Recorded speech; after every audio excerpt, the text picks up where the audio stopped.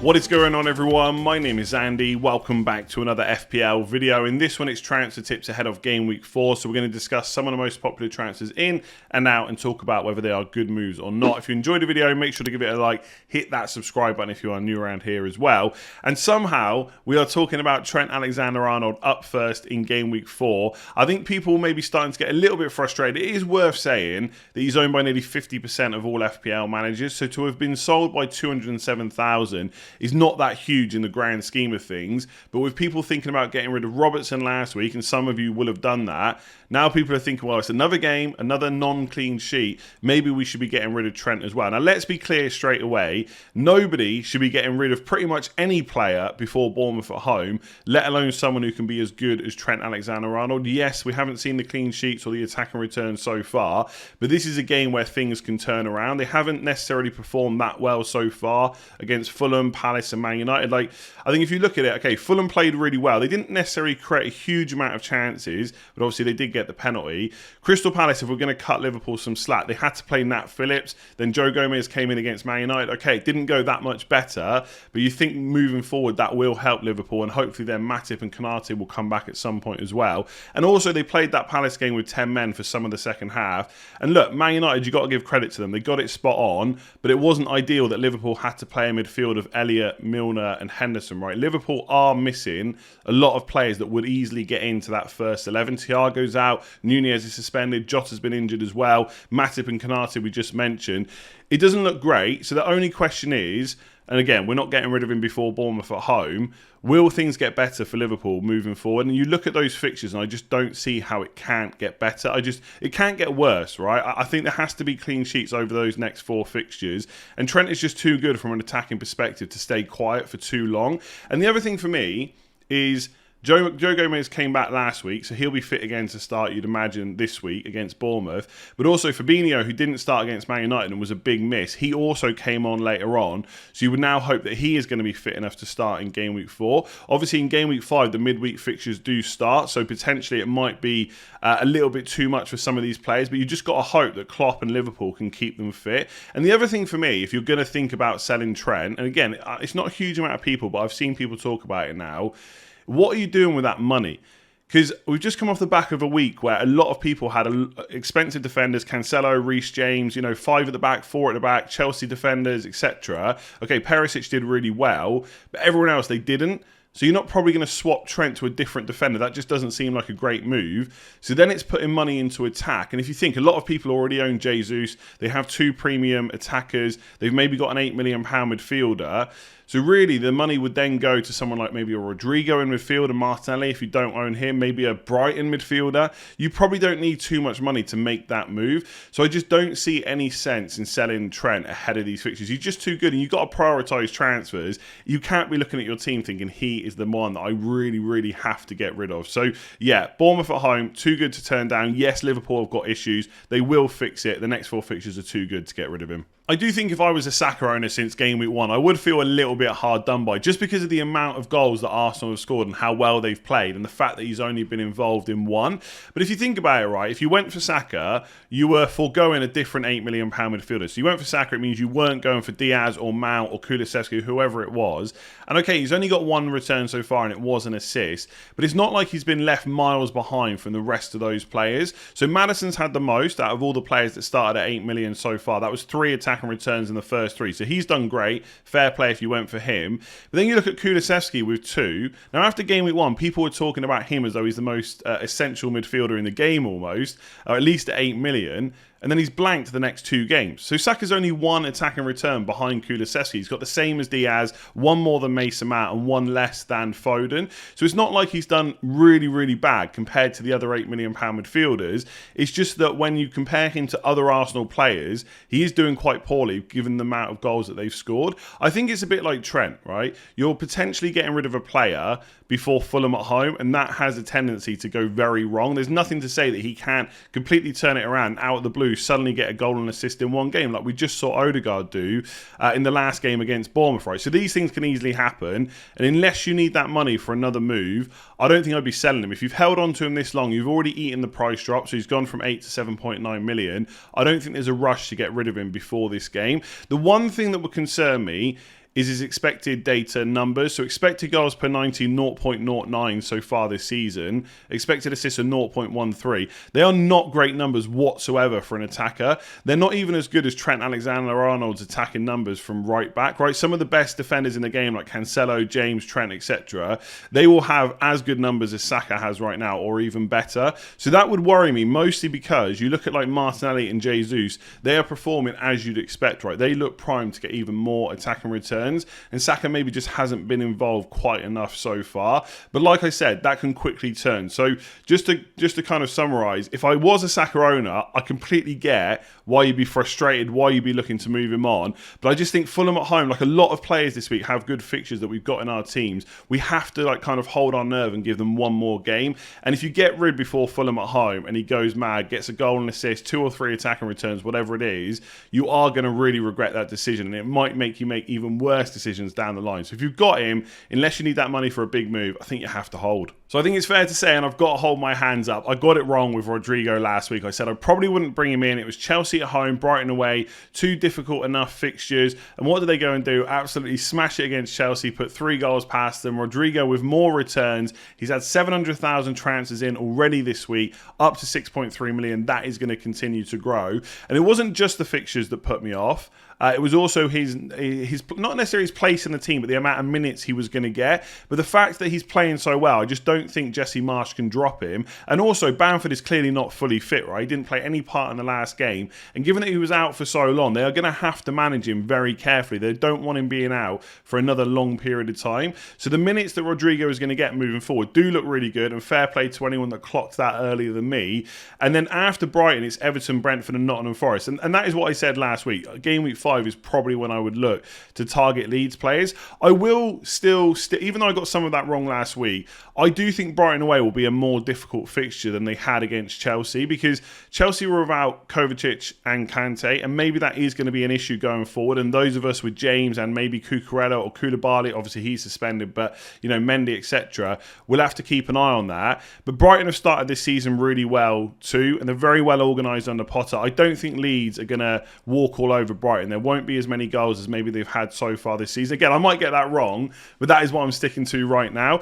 But if I had a midfield slot to fill and I really wanted Rodrigo, Brighton away is not that bad of a fixture that it would put me off bringing him in. But I'm just not sure they're going to get as many goals as they did against Chelsea. But if they do, I'm sure Rodrigo will be involved. His XG, expected assist numbers, looking really good. And one thing I did say last week, his numbers over his career have always been pretty healthy. The thing at Leeds is he's just never had the consistent minutes, and right now that looks pretty good. So if you can keep this up, there's no reasons why the points won't keep rolling in.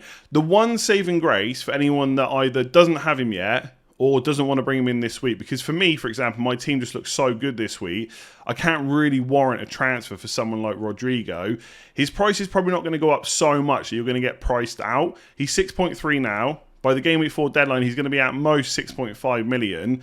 Then even if he does really well against Brighton again, he's going to go up to what, like 6.6, 6.7. It will get to a point where the amount of transfers in for him will slow down. He's not going to suddenly be 8 million. And look, you can clip this in a few weeks if I'm trying to get him in and I can't afford it. But I don't think he's going to get so high that he's going to be an issue to get in our team. So Brighton away, not a pushover. Better fixtures to come. If you've got a decent midfield this week, there's no rush to get him. But if you do have a slot to fill, he looks great. And look, down the line, if you get priced out, Harrison and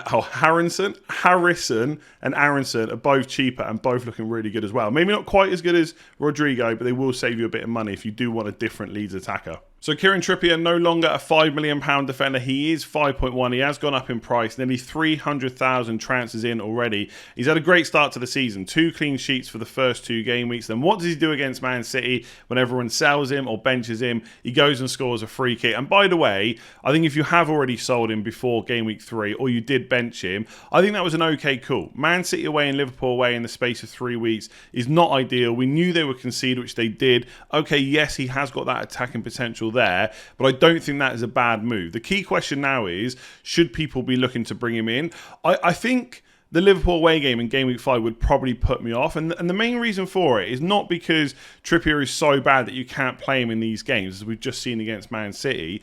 I'm thinking about the teams that people have right now. Arsenal defenders got a good fixture this week. Look, Chelsea defenders, okay, didn't do well against Leeds. Some people are going to be worried. Leicester at home, at least it's a home game rather than another away one. I think you're okay to hold them this week. Man City got Crystal Palace at home. Lots of the defenders that we own have good fixtures. So who are you selling to bring in Trippier? If you've got someone like Nico Williams, for example, and you're looking to upgrade, then yeah, fair enough. Trippier against Wolves away is a pretty good fixture. And if you have to play him against Liverpool, it's not that bad, I guess, especially if he's going to go and get another attack and return.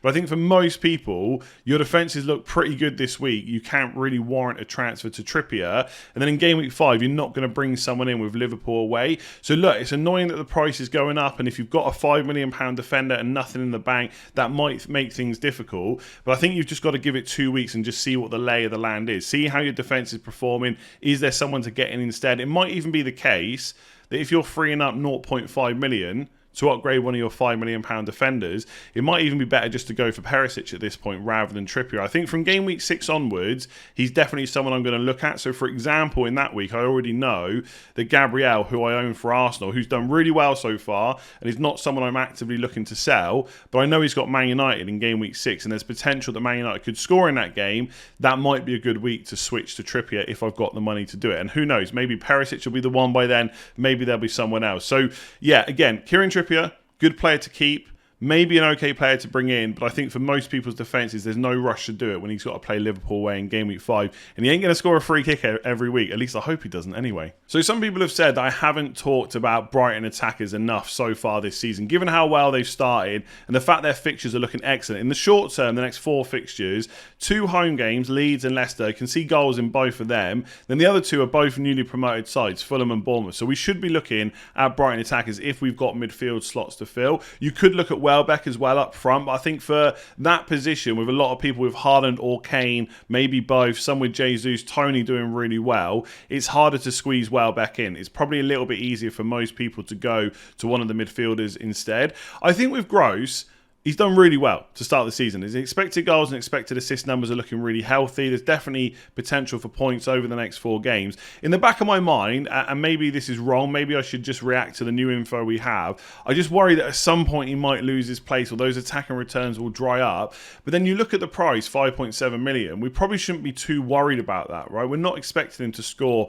like a Salah or a Son or a De Bruyne or someone like that. And if we go on to the FPL page just quickly, there's a few players around his price. So Harrison's a little bit more at 6 million. He's maybe someone you could look at instead. I would argue that although Leeds fixtures look pretty good over the next 4, Brighton, Everton, Brentford and Nottingham Forest, they are definitely not as good as Brighton's fixtures. So Leeds fixtures pretty good, not as good as Brighton. And then you've obviously got Neto and Podence, who haven't done that well so far this season. Damari Gray just got his goal at Everton, but the problem with him, both the next 2 fixtures are away games, and once they've finished, you know, Liverpool, Arsenal, West Ham, it's probably not a player you want. So he's even more short term. So if I was going to bring someone in right now, it probably wouldn't be great. So I think if you're wanting to go for someone around that price mark, Groß is a pretty good option. I think you've got to give him the benefit of the doubt given how well he started and the fixtures he's got. The other option, if we just come back onto the FPL page, is of course Trossard, who's 6.5 million. I'm not as keen on him because I think if you go for him and you have to go right down to find him because he's only scored 1 goal so far, it means you're giving up someone like Martinelli, for example, and I think if it's Trossard versus Martinelli, there's no contest. I also think the way that Rodrigo is playing right now and his eye for goal, like he's not going to keep up obviously 5 returns in 3 games, but I think he has got more of an eye for goal than Trossard. You know, he's even cheaper as well, 0.2 million. I'd probably look at him instead. So I think with Brighton, I think Groß's price just makes him a little bit more attractive. Once you go to Trossard, you're giving up someone who's probably a little bit better. And if we really want to get knee-jerky, let's see how far... Yeah, if we really want to get knee-jerky, what about Rashford instead of Trossard? I think if you look at Man United's fixtures, I think this fixture difficulty is wrong. Look, Leicester away are not going to be pushovers for Man United, but it ain't a 4 on the fixture difficulty. Leicester always concede. Southampton's a really good fixture as well. So it's not ideal that 3 of the next 4 fixtures for Man United are away games. But when you look at the next 5, Leeds at home, Leicester and Southampton can definitely concede goals if they can get the tactics right against Arsenal. Rashford, who's dropped in price to 6.3, could also be a better option than Trossard. And I think the way Man United is setting up, it looks like he is going to start most games. Last night, obviously, Ronaldo dropped out, but it was Elanga that came in. When the first sub got made, it was Martial that came in, not Rashford. And I think when you look, Man United first 2 games, really bad. Brentford in particular was awful, but they did have some chances against Brighton. Rashford had a really big one, got another good one against Liverpool last night and put that away. And I know people have owned Rashford in the past, and he can be slightly frustrating because people think he gets into these good positions and just doesn't make the best use of it. But he has scored a lot of goals in his Man United career, and these fixtures are looking pretty good. So it's nothing that I think Trossard is a really bad pick or anything like that. I just think I'd rather have Martinelli and Rodrigo than him at a less price or less cost. And I'd maybe even take a punt on Rashford ahead of Trossard. But if I'm spending around 5.5, I do think Pascal Groß is a pretty good buy. So there we go, that is it for this one. Let me know in the comments below what you think of those players. Are you buying any of them? Do you think we should be avoiding? Are any of you actually going to get rid of Trent or Saka ahead of Bournemouth or Fulham? Surely not, but let me know in the comments below. If you enjoyed that, make sure to give it a like, hit that subscribe button if you're new around here, and I'll catch you again tomorrow for another video.